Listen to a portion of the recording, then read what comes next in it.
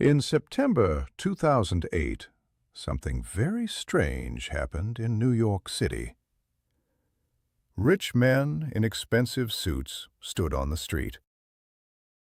They held small cardboard boxes, and they were crying. Why? Because the world ran out of money. To understand this, we need to go back a few years.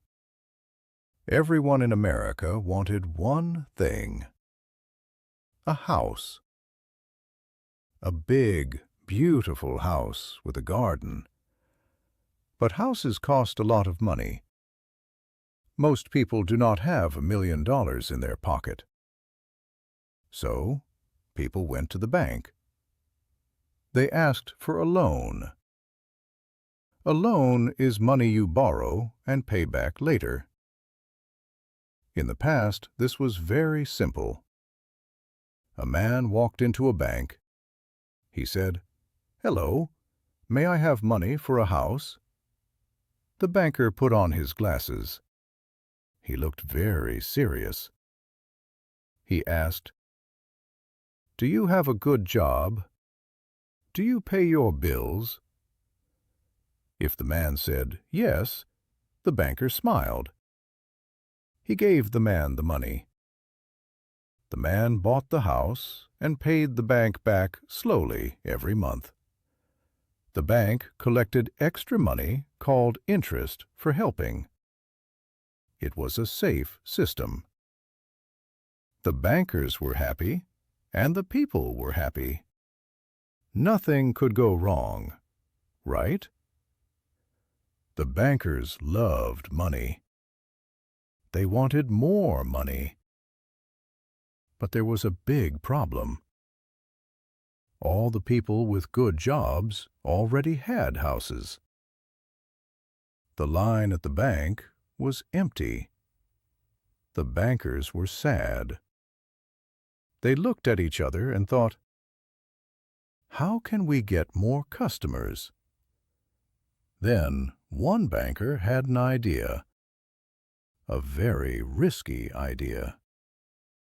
He said, "Let's give money to people with no money." The other bankers clapped. They said, "You are a genius." So the rules changed. New people came to the bank. A man walked in. He said, "I have no job. I have no income. I have $5 in my pocket." In the past, the banker would say, "Go away." But now the banker smiled. He said, "Perfect. Here is $500,000. Buy yourself a mansion." This happened everywhere. These loans were called subprime loans. That is a fancy word. It basically means very bad idea. Now the banks had a new problem. They held thousands of loans from people with no money. They knew these people might not pay them back. This was dangerous. It was like holding a bomb. So the banks did a magic trick. They took thousands of these bad loans and put them all together in a shiny box. They put a sticker on the box. The sticker said, "Very safe product." Then they sold these boxes to investors around the world. The investors were old men with lots of money. They did not look inside the box. They just saw the safe sticker. They bought the boxes. They felt very smart. They said, "We will be rich forever." They would not the rich forever. Suddenly, the dream ended. The people with the big houses got their monthly bills. They looked at the bill. They looked at their empty wallets. They said, "Uh-oh." They could not pay. One person stopped paying, then 10 people, then thousands of people, all at the same time. The banks panicked. They took the houses back. They tried to sell them to get their money. But now there were too many houses for sale. Nobody wanted to buy them.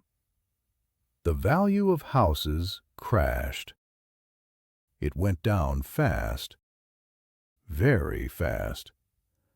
A house worth $1 million was suddenly worth much less. The shiny boxes that the investors bought became worthless. The investors were angry. The banks were scared. The financial system began to shake. There was one bank bigger than the rest.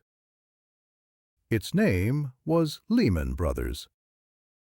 It was very old and very strong. People thought, "This bank can never fail." But Lehman Brothers had a secret.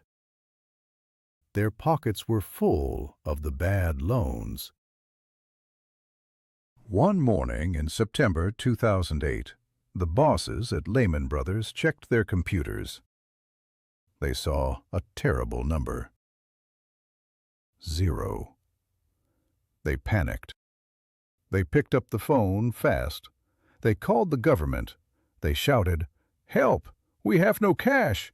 Please save us!" Usually the government helps big banks, but this time the government simply said no. The bankers dropped the phone. They were shocked. On September 15th, the giant fell. Lehman Brothers closed its doors forever. This caused a massive explosion of fear. Everyone screamed, "If Lehman Brothers can die, nobody is safe." The stock market fell off a cliff. Banks stopped lending money instantly.